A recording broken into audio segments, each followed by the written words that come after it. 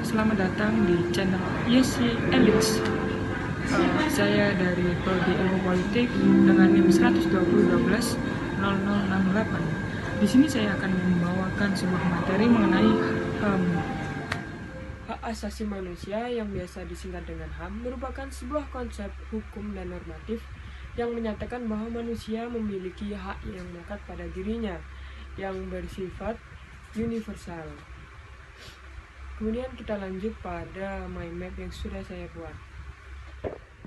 Baik, kita akan membahas hak asasi manusia yang memiliki 4 karakteristik, yaitu sifat, sejarah, prinsip, dan perkembangan. Di sini saya membahas sifat terlebih dahulu, yang memiliki 5 sifat, yaitu universal, tetap, hakiki, dan utuh. Kemudian kodrati yang terakhir. Yang kedua saya menggambarkan tetap dengan gambaran seorang ibu dan seorang anak, di mana mereka tidak dipisahkan dalam hal apapun, karena mereka bersifat tetap sebagai seorang ibu dan tetap sebagai seorang anak, di mana tidak ada yang namanya mantan anak ataupun mantan ibu. Kemudian di sini hakiki saya menggambarkan seorang pendeta agama yang sifatnya hakiki terhadap agama yang sudah dipilihnya. Kemudian utuh saya menggambarkan sebuah buah apel yang dimana tidak ada kerak sekalipun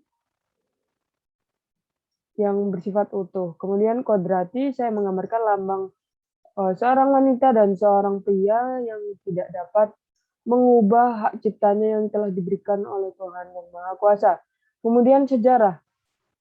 Sejarah di sini yang pertama berasal dari natural rights theory.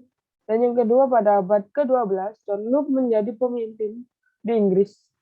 Namun, pada kaitannya, para masyarakat Inggris tidak menyukai akan pimpinannya. Kemudian yang ketiga, para bangsawan mengajak John Locke untuk membuat sebuah perjanjian. Kemudian muncullah Magna Carta yang berguna untuk memerdekakan manusia, dan kemudian keluarlah Bill of Rights. Yang terakhir, pada Perang Dunia I menemukan kesadaran akan hak asasi manusia untuk melindungi segenap masyarakat dan mewujudkan kedamaian dunia. Kemudian prinsip. Prinsip di sini terdapat 3 prinsip, yaitu martabat, keadilan, dan humanity.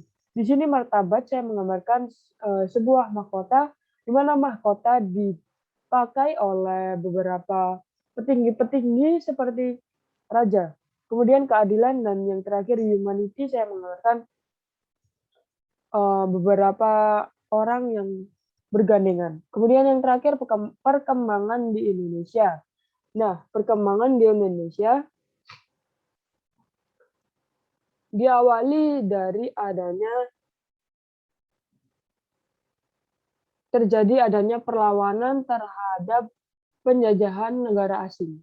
Sehingga tidak bisa dilihat sebagai pertentangan yang hanya mewakili kepentingan suatu golongan tertentu, melainkan masyarakat mengutamakan kepentingan bersama. Selanjutnya, HAM memasuki babakan baru pada saat BPUPKI menyiapkan UUD, di mana HAM dicantumkan setelah amandemen UUD yang kedua. Dan kemudian HAM dianggap sebagai paham Nasakom. Kemudian dirujuk pada Agustus 1990, di mana HAM merujuk pada Pancasila kedua dengan dibentuknya Komisi Nasional HAM, biasa disingkat dengan Komnas HAM. Berdasarkan keputusan Presiden Republik Indonesia nomor 50 tahun 1993 tanggal 7 Juni 1993, akhirnya ketetapan MPR RI yang diharapkan memuat secara adanya HAM dapat diwujudkan dalam masa Orde Reformasi. Ya, sekian dari penjelasan saya. Apabila ada salah kata dan kurang jelas, mohon dimaafkan. Wabillahi taufiq wal hidayah. Wassalamualaikum warahmatullahi wabarakatuh.